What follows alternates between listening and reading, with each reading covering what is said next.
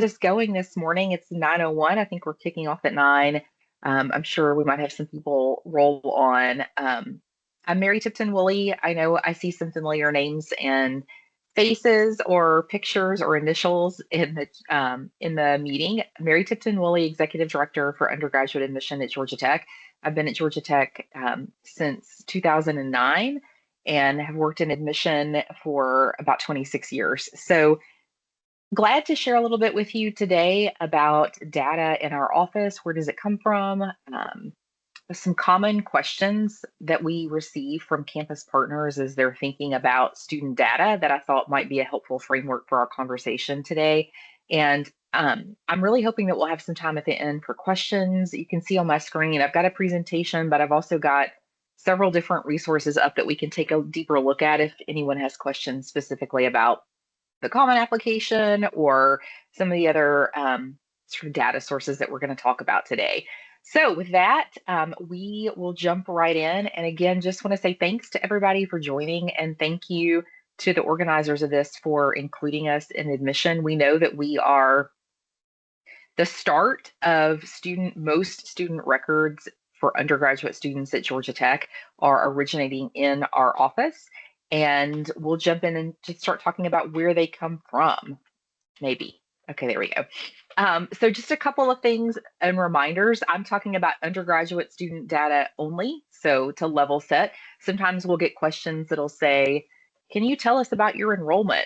And that's the very first question is, well, what do you mean, undergrad or graduate? That's one of the places we'll start. So we're talking about undergraduate data today. For you as users and thinking about where will data come from, or where might you access things, most of our student data is living in two places. Banner obviously is the student information session for all of campus. Applicant data all the way through to enrolling student data, of course, is held in Banner. But about 7 or 8 years ago, we implemented a CRM that's called Slate, Technolution Slate. And that's really where our team does the majority of their work. Slate supports the work and admission for students from the moment they inquire. So in other words, kind of raise their hand to say that they're interested in Georgia Tech. So we're going to have students in Slate, prospective students, all the way through to the point of matriculation. And you'll hear me talk a little bit about this. Once you start asking about enrolling student data, then of course, Banner and some of the resources that you have via IRP are the best source of information on that. So we'll talk a little bit about that dividing line as we go through. But Slate is a powerful tool for us. Like I said, it's navigating students' perspective all the way through until they matriculate to Georgia Tech. So that would include all of our visit programming. Students can register for a visit program. We manage all of the programs for our daily visits and our large campus visits, as well as visits that are hosted by many of our campus partners, especially our academic campus partners. Students are going to register and do all their communications through Slate. Similarly, if a student is on our mailing list, they're going to be living in Slate and receiving information from us, because maybe if they're a junior, we're sending them some general perspective information, but if they're a senior, we're going to be sending them reminders about applying to Georgia Tech. Students are also we do all of our application review in Slate. So and we'll talk about this in one of the next slides, but when student applicant data comes in, it comes to Slate and then goes through to Banner, but all of our review is in Slate. It is a very robust review platform that allows us to see application transcripts, recommendation letters, portfolios, if they're part of the major that a student is interested in. We can see all of that in a very easy reader format that allows our readers to take notes and rate students in some of the different rubric areas as they go through. And we've been able to build dashboards to pull in school information and things like that in the Slate system. So there's more, but again, I'll kind of stop there. That gives you a little bit of a flavor. The other thing that's going to be really important to you is that we do a lot of our reporting out of Slate. It has a robust reporting platform. We can do queries and reports and export data to other systems as needed. And we're doing that with other parts of campus. So we've built a great partnership with, as an example, Residence Life here at Georgia Tech, so that they receive student data almost immediately, so that as soon as students are deposited, they have access to moving through the residence life application and that process for an enrolling student. So that's just one example of how we're also sharing data with other systems around campus. GT Athletics would be another example. We import student information on prospective student athletes from the system that they use to track students. So again, system sharing from groups around campus.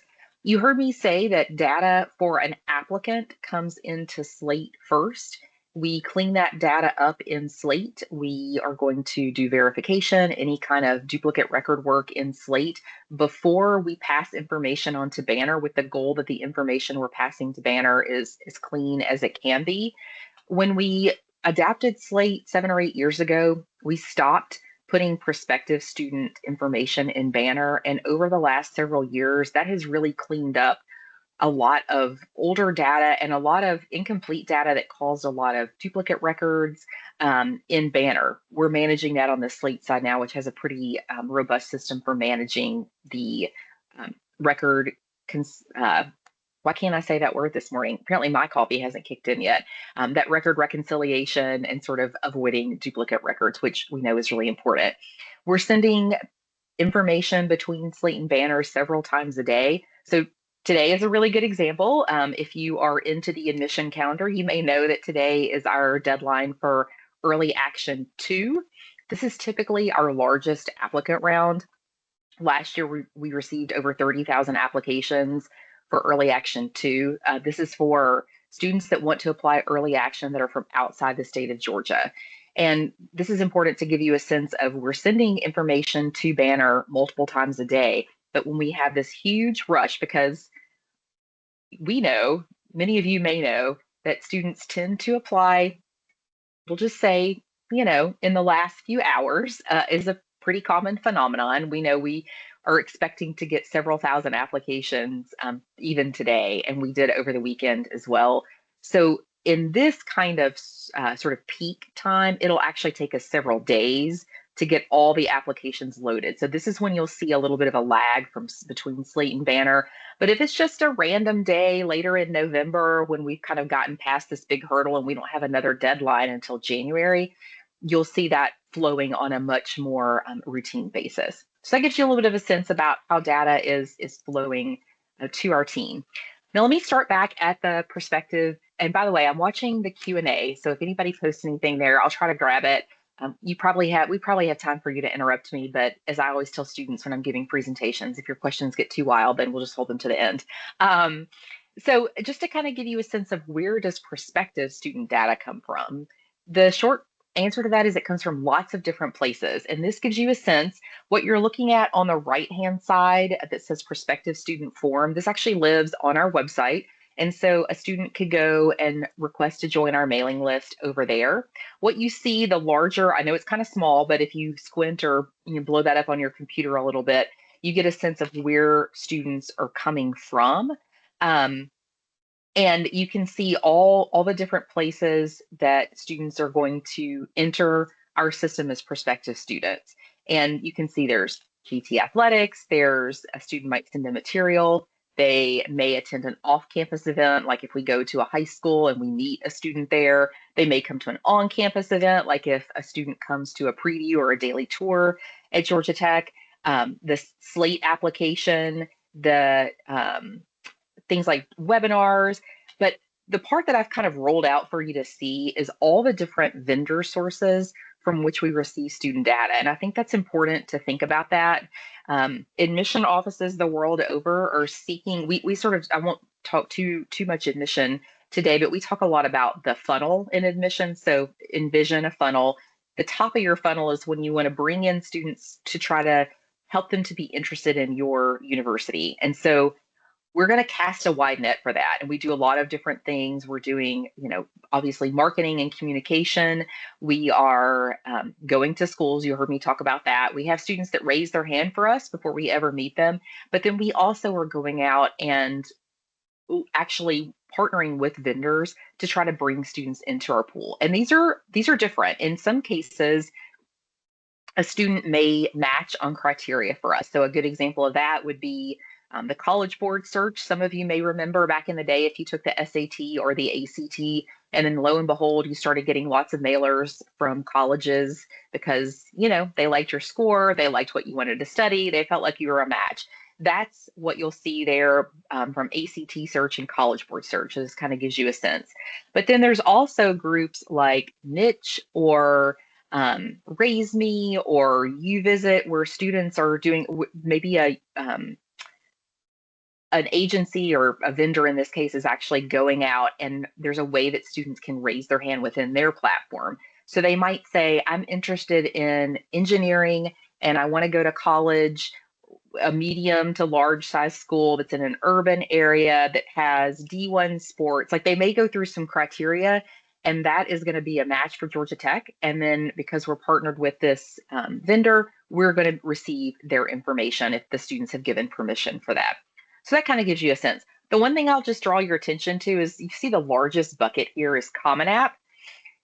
So when students begin the Common Application, which is how all students apply for first year admission to Georgia Tech, if I just log on today and start a Common Application and I'm like, hey, Georgia Tech looks like a school I might want to apply to, and you can add all kinds of different schools to your platform if you have an interest in them, they actually become an inquiry for us because the student has signaled that they're interested in Georgia Tech.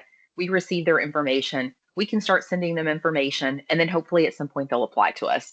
So this just kind of gives you a sense of this. We're really casting a wide net to try to bring students into that top of the funnel to get them interested in Georgia Tech, and hopefully some of those students will convert into applicants. So let's talk a little bit about where our applicant data comes from. This is obviously the incredibly rich data that we receive from students when they apply to Georgia Tech. And I'll have some pictures here to kind of give you a sense. You heard me just say first year students apply to Georgia Tech via the Common Application. If you're not familiar with the Common App platform, Common App for short, that is a platform used by over 1,000 universities around the world. Basically the purpose is that students can complete one application. I was just trying to explain this to my mother this weekend, actually. She goes, my neighbor told me that her grandson can apply to 18 schools. And I was sort of scratching my head. I was like, oh, I think that's the limit on the Common App. And then she said, what's the Common App? And so we were talking about that.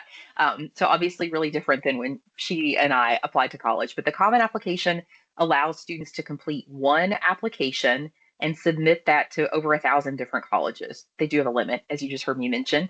And then most universities have some type of supplemental form. So the bulk of my information is submitted once for all these, or completed once and then submitted to schools. But for us at Georgia Tech, we need some more specific information. We need to know what they want to study specific to Georgia Tech. We need to know information to be able to appropriately classify them for tuition purposes. We need information to verify citizenship. Like there's some things like that that are specific to Georgia Tech that we're going to ask. That's pretty common. So that's the Common Application. This will give you a sense here of what this looks like. If I'm a student and I log into just the main Common App, you can see some of the different sections there. The profile section, it's got a lot of basic information. And if you've ever had to fill out school forms for a kid, or like in the doctor's office for yourself, you know how sometimes you feel like you were literally filling out the same information over and over and over again? We just had to do this for my daughter to go on a field trip, and my husband literally wrote on the form, I have filled this out so many times this year, you don't need this much information, which I was like, oh God. She's, this is my teenager rolling her eyes at her father that refused to fill this out, more because he was tired of writing our address over and over and over again. So that's sort of the purpose of the Common App. You can see students fill out profile information, family information, education information about where they go to high school, if they've enrolled in any colleges while they've been in high school. They fill out testing information. Students can self-report to us, SAT, ACT, AP, IB, TOEFL, IELTS, and other exams on the Common Application. They fill out a portion that describes the activities they've been a part of while they've been in high school, and then they write an essay for the Common Application that, again, is available to all schools. Next, they're going to come in and fill out some specific information for Georgia Tech. You heard me talk about that. You heard me talk about academics, activities. This is different than the activities section on the main Common App. We get a little bit more information about their family connection, if there's any connection to Georgia Tech, like Do they have a parent that attended? Do they have a sibling that's also in the applicant pool? Because we have lots of twins and multiples that are in the applicant pool, and we want to make sure that we're understanding that connection. Specific to the state of Georgia, students are filling out some military questions, residency questions. You heard me mention that. They fill out some criminal history and discipline questions that are required by the state of Georgia. That's all included here in the Georgia Tech section. But if a student is applying as a transfer student, a non-degree student, or a dual enrollment student, they're not using the Common Application. Common App does have a transfer application. We do not use that currently. So all of our transfer, dual enrollment, and non-degree apps are built in Slate on the Slate platform, but really they look very similar to what we see on the first year side. And so the interesting part there is if I'm an applicant and I'm applying to Georgia Tech as a first year student through the Common App, no, I should have used, okay. If one of y'all, let's just say, we'll say George P. Burdell is applying as a first year student to Georgia Tech, I can't tell what's happening with their application until they've submitted it to Georgia Tech. But if a student is applying as transfer, dual enrollment, non-degree, I can actually see where they are in the process, what sections are missing. We can see a lot of information about how they're proceeding through our applicant pool, which again, there's some advantages to that that just simply aren't available since on the first year side, we are kind of had that barrier from the Common Application. Common App data is imported to our system each early morning to Georgia Tech, and it is by far the largest sort of pool of information and student data that comes into our Slate system.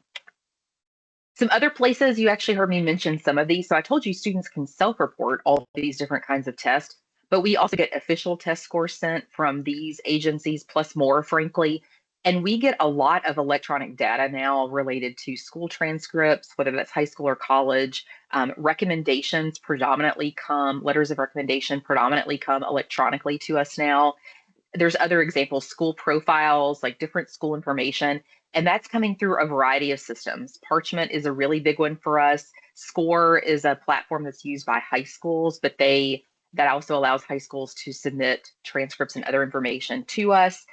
There's another system called Naviance that a lot of schools use. It's very SCORE and Naviance are sort of like the big players for a lot of schools. Slate.org is again part of our Slate system where counselors can actually upload documents for one student or a batch of students.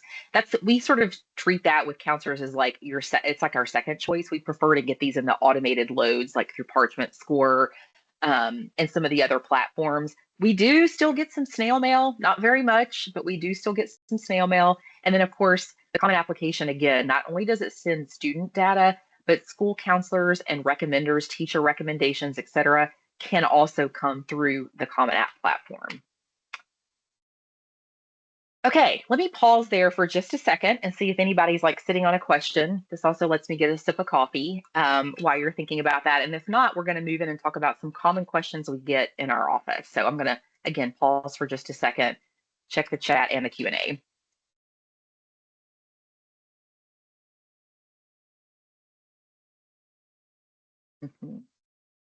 Okay, it says no post yet, so we're going to keep moving. So there's some pretty common things that we get in our office, and I thought that would be a good framework to talk about how you might access or request additional data from us. So, there we go. Let's get back up. Okay, so common question number one, literally a question I got in my email last week. The question said, could you share the following? Number of students currently enrolled at Tech, number of applicants last year, what % growth would this be from the previous year? Number of online master's students enrolled. Okay, so what's the very first thing? This is where I wish we were sitting in a room and I could like point to y'all, but I'll sort of ask myself. When I looked at this immediately, I thought, well, I know who it came from.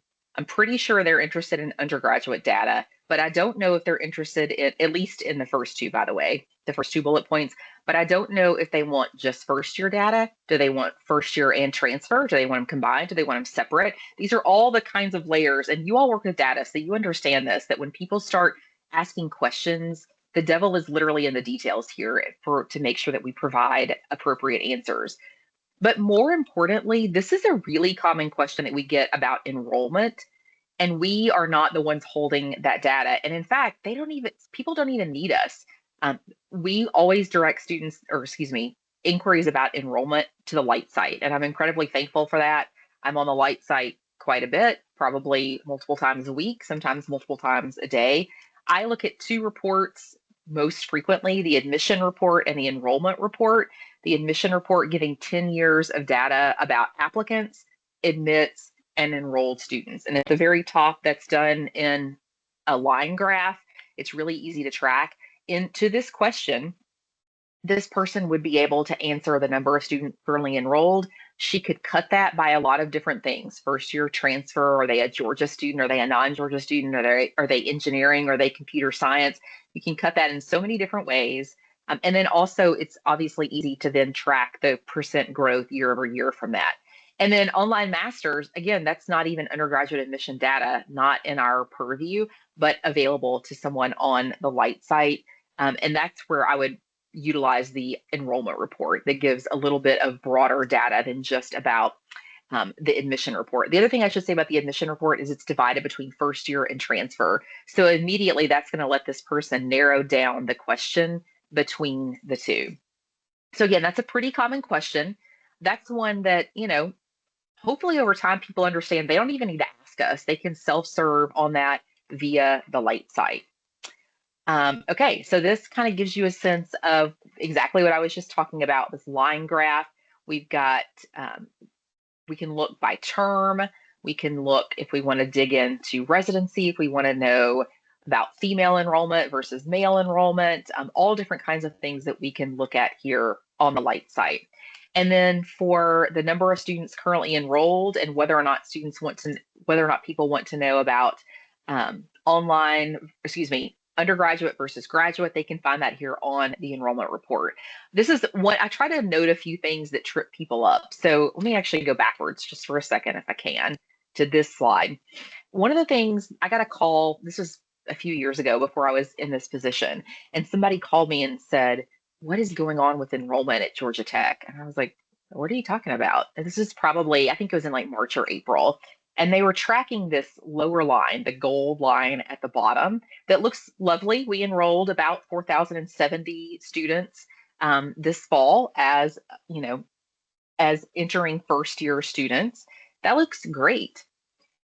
But if you flip on that number in, I don't know, let's say March, it's going to show you students who have deposited, or excuse me, it's not going to give you a true picture of enrollment because it's tracking students that have been rolled by our office into a matriculant stage. And we don't do that for first year students immediately after deposit. So that's like a little nitpicky thing that you need to pay attention to that'll sometimes trip people up. That call was basically thinking that we were tanking on enrolling students. And I said, it's like April. Why don't you check back with us after May? Because our timeline in our office is that first year students typically commit with their deposit by May 1. And so that gives us a better sense of what's happening with students later into the month of May.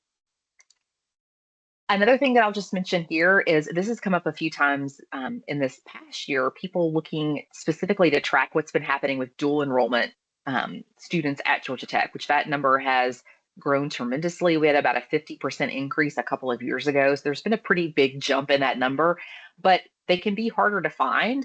And so this is just my little clue for you that they're called JEPHS students. And if you're thinking to yourself, what the heck is that? The program in the state of Georgia used to be called Joint Enrollment. That's the JE part. And then the HS is the high school. I'm actually not sure what the P stands for. I don't know about that one, but you kind of get a sense if you're looking for dual enrollment. There I go, calling it joint enrollment. That'll give you a little bit of a sense. Okay, so moving on to question 2. Can you tell me how many applicants we get from name your county, name your state, name your country? A resource that was built several years ago by IRP, a joint effort from our office, is the admission snapshots. Those are available on, you can see the website there where they're available to you.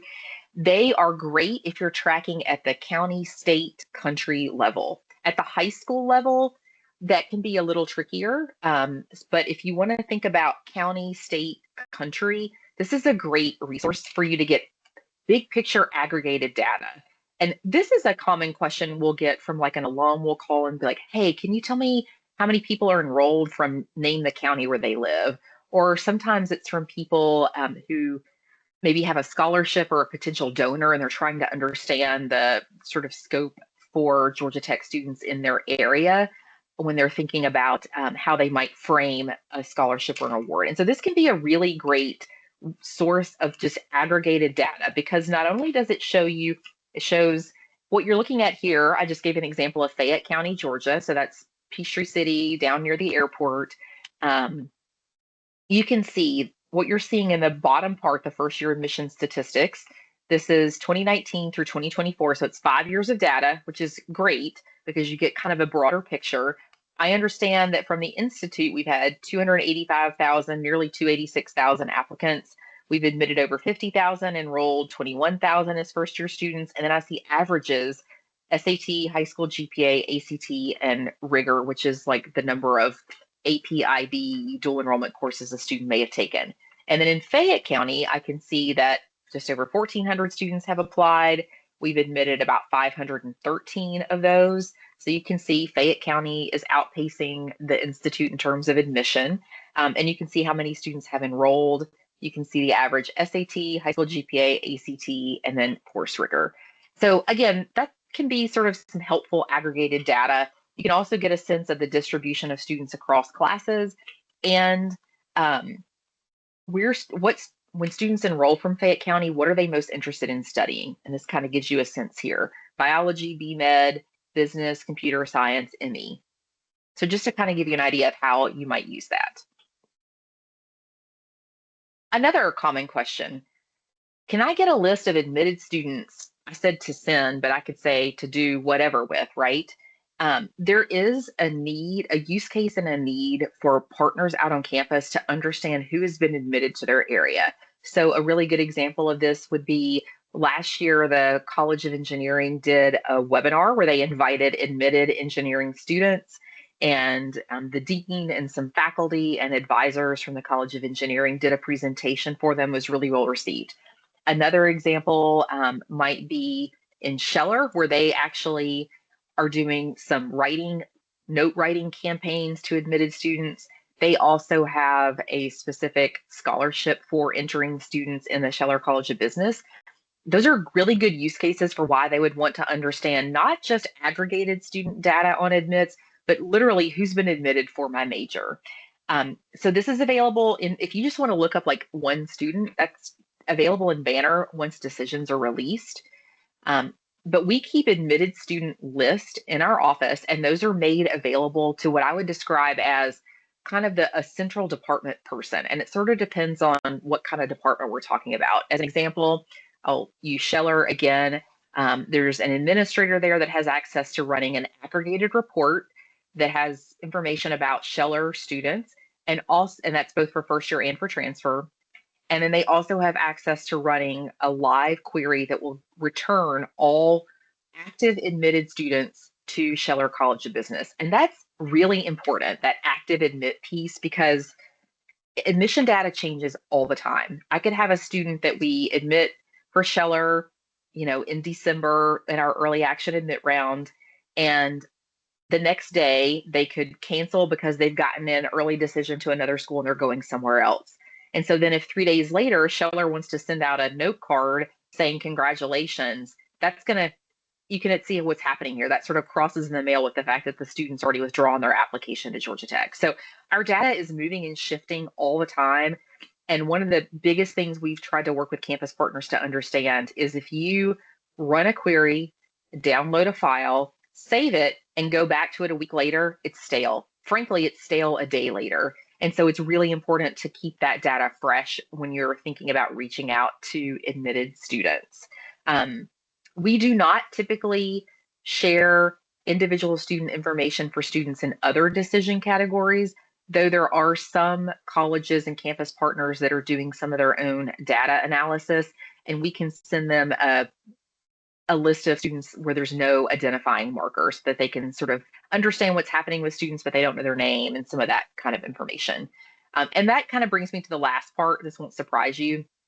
Our goal when we share admitted student information is to share as little data as possible, just what is the need for the department that's requesting it, so that we're not out sharing more student information than needs to be shared to a department that's using it maybe just for a letter writing campaign where they just needed a name and an address, right?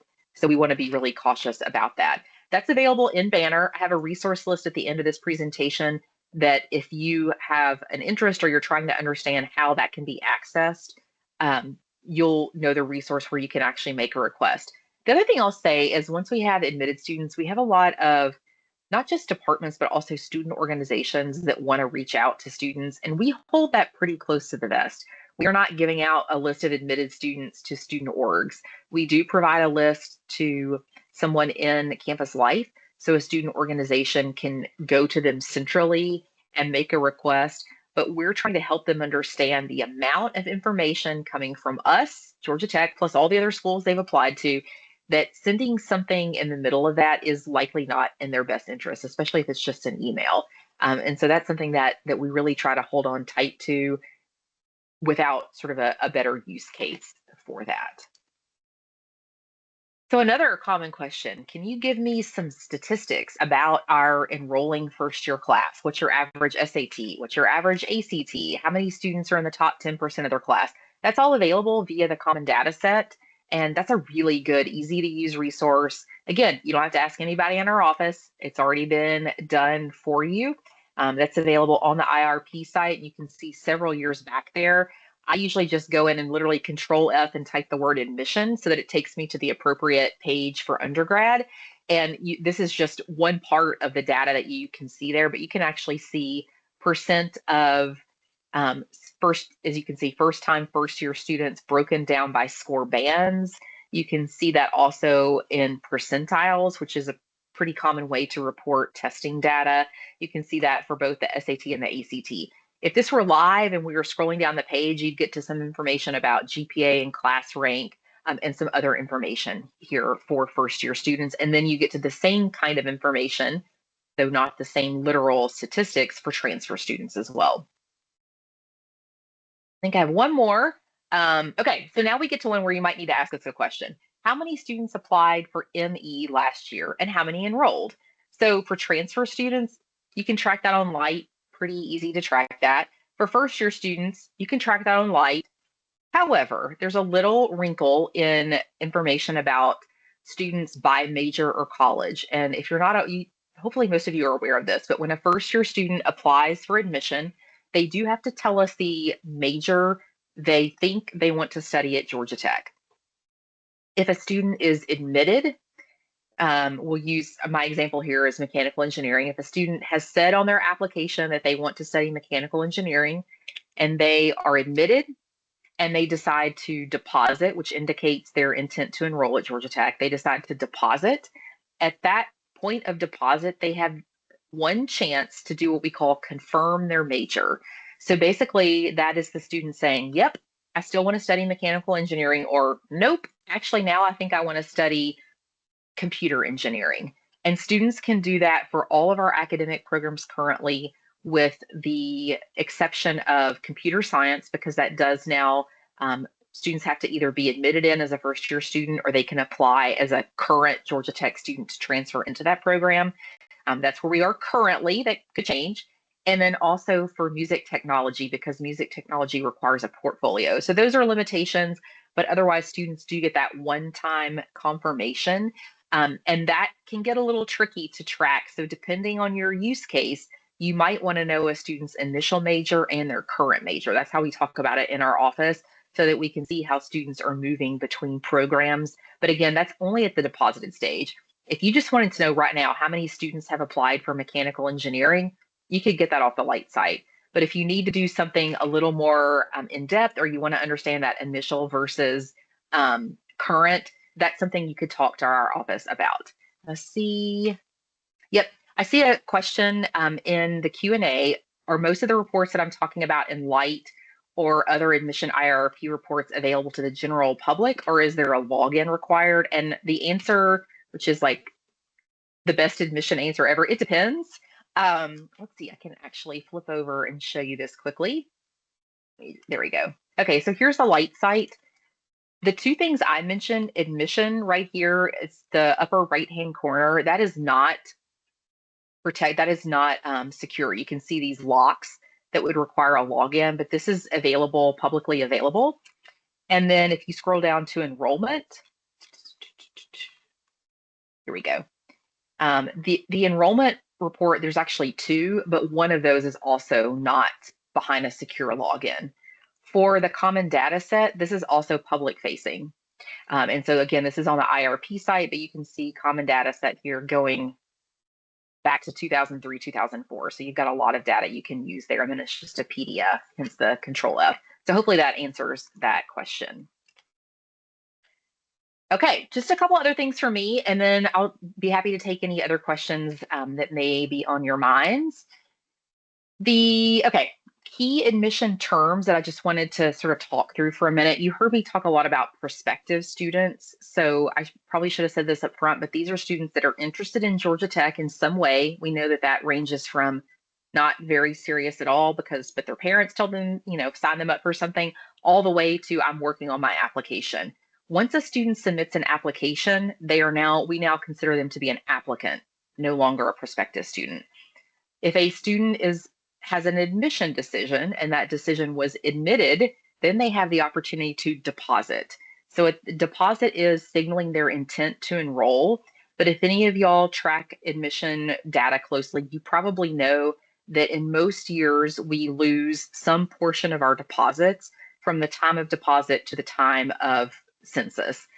This year, that I don't have that number right in front of me, but let's say roughly 300 students that originally deposited did not actually wind up enrolling at Georgia Tech. And that enroll is that sort of last number. You just heard me mention different kinds of decisions a student could get. We admit transfer students for all three terms, spring, summer, fall. We admit dual enrollment students for the specific term and program for which they've applied. So that could be, we just admitted dual enrollment students for the spring for the distance computer science program as an example. For first year students, we admit for summer, fall, and this year we will also begin admitting a small cohort directly to our first year semester abroad program. So there'll be 3 ways that students may be admitted as a first year student.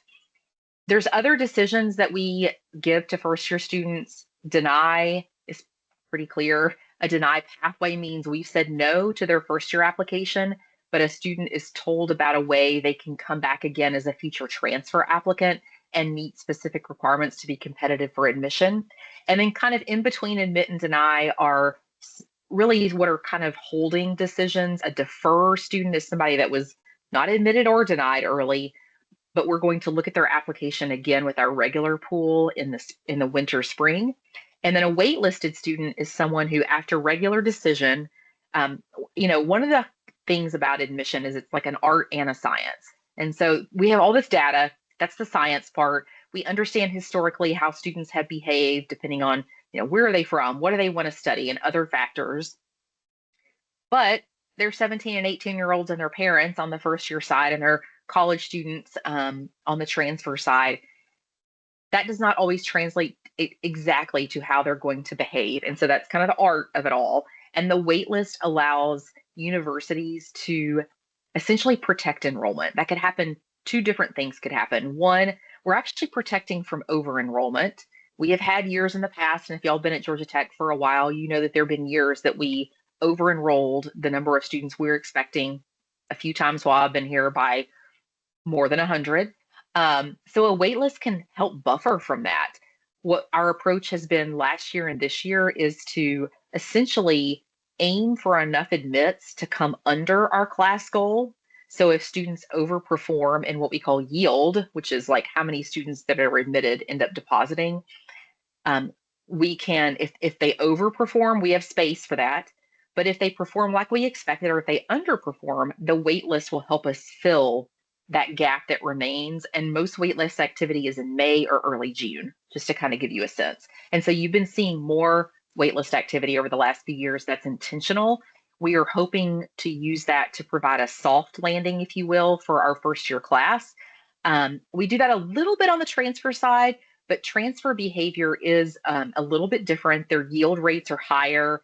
They're more consistent, especially if they're in a pathway program. I mean, you can imagine if a student is already enrolled in college and is applying to Georgia Tech, that tends to be even more intentional than a high school student that might be applying to 15 to 18 schools. That's not uncommon these days.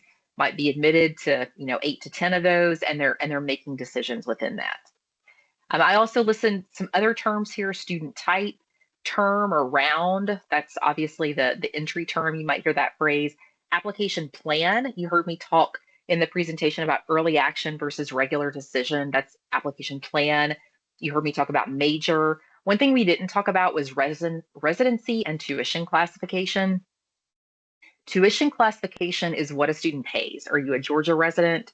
Or are you classified? I just said resident. Okay. Are you classified as a Georgia student for tuition purposes, which mean you pay in-state tuition? Are you paying out-of-state tuition? Or are you paying out-of-country tuition? But when a student initially applies, it's going to take us a while to review. Let me rephrase. We ask enough questions on our application now that a large portion of our applicants are automatically classified in the appropriate residency category or tuition classification category. But there is still a fairly significant number of students that have to have a human review, and often we have to ask for additional information, maybe family tax returns, et cetera, to try to get them in the right tuition classification. So think of examples like a student that has spent their entire time in high school in the state of Georgia, but their family's here on a H-1B visa. We have a lot of those students at Georgia Tech. Or maybe we're talking about a military family that's currently stationed overseas, but their home base is here in the state of Georgia. Like, these are the kinds of things. And there are so many permeations to this now. Divorced families with parents living in two states who has primary custody, who's claiming students on their tax returns. This could be parents that are married, but parents are living in two states. There's just a lot of permutations now related to residency and tuition classification. So we treat students in the admission process even when we don't have confirmed tuition classification if we have to. And so that's why you'll hear in our office us talk about those two different things. But the light site is giving you that tuition classification information. You also heard me use some phrases like admit rate, yield, and melt. So admit rate, obviously percent of students that were admitted from our applicant pool. Yield, admitted students who then deposit. And then melt is that group of students who deposited but do not end up enrolling. And melt kind of comes from the fact that most of that happens in the summer. So we're like melting in the summer. That's where that comes from. Okay, I think I have maybe one more just data slide here. Honestly, I don't need to talk about this because you've heard me talking about all these things as we've been going through this presentation. I want to mention the last 3 bullet points to you quickly because I haven't really talked about these. If you have a need for data and you haven't heard me describe a place you could go get it, filing a Slate work request is likely your best bet. This is available to you via the URL that you can see here. Our Slate team is going to review that and talk with you about your needs and help you understand what we can or cannot do for you. The admission timelines, I think this is important. Like I mentioned earlier, if you today were like, I want to know how many students are admitted for 2026, there is no data available on that because we are still reviewing even just our first round of students. So understanding our timelines can be helpful for when data will be available. So you can see a link there for all the different applicant types of the undergrad level to understand our timeline. And then the last thing that I'll just mention is we send out fairly frequent campus partner emails, especially surrounding decision times. If you're not on that email list and you're a campus partner here at Georgia Tech and you would like to be, please send an email to our office, just admission@godtech.edu, and we will work to get you on there as is appropriate. But that's going to give you a snapshot of what's happened in the decision release period. And that's a really great way to get some aggregated data that can be helpful as well. With that, question, and I see one more question came in. I'll take that. And then if other people have questions you want to put in the Q&A, or if you want to come off mute, since I've been talking at myself for the last 45 minutes, feel free to come off mute if you'd like to. There's a question that says, in the admission snapshot, are we able to look at admission by school district or county? It is county or specific high school, but I can tell you that the specific high school piece is being really finicky right now, so I'm not even going to try to demo that for you. We do not currently have that by school district. In the state of Georgia, you may know that most of our districts are actually county based, so that makes it easier. But if you wanted to know like APS data, we would need to help you with that a little bit. Just APS being Atlanta Public Schools, since obviously that's going to be in Fulton County. And Fulton County is going to give you an overlay of both. But if you want to go, like Fayette County is a good example, there's no other school district in the county. It's just Fayette County schools. And so you get all those there. What you don't get, however, is private school data. And so that's where at the high school level, that would be a little finicky. I think the other thing I'll just say about this kind of data is we are cautious about how many students are in an applicant pool from a specific school, because if you get down to a low number, you start to make it easier to identify specific students, and that starts to get into some concerns about FERPA protection for students. And so again, I think this sort of higher level data, for most people I've worked with, is going to help them get what they need. Other questions or things on your mind?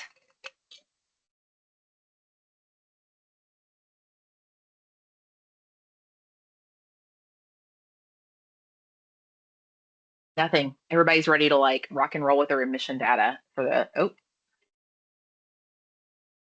see. I'm reading this question that just popped in. Just one second.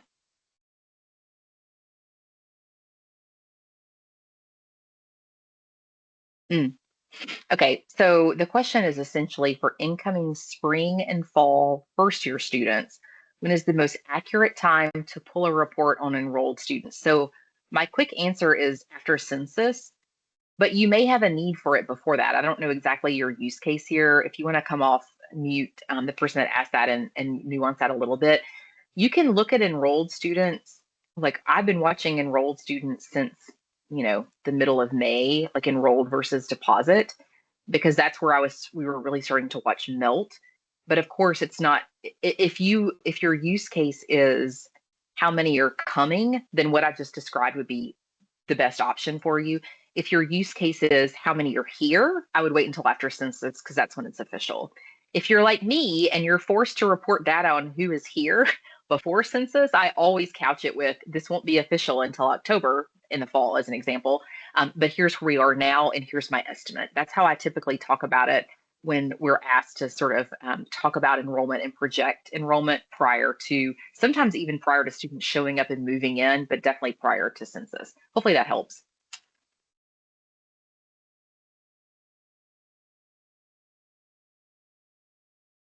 Any last questions from anyone?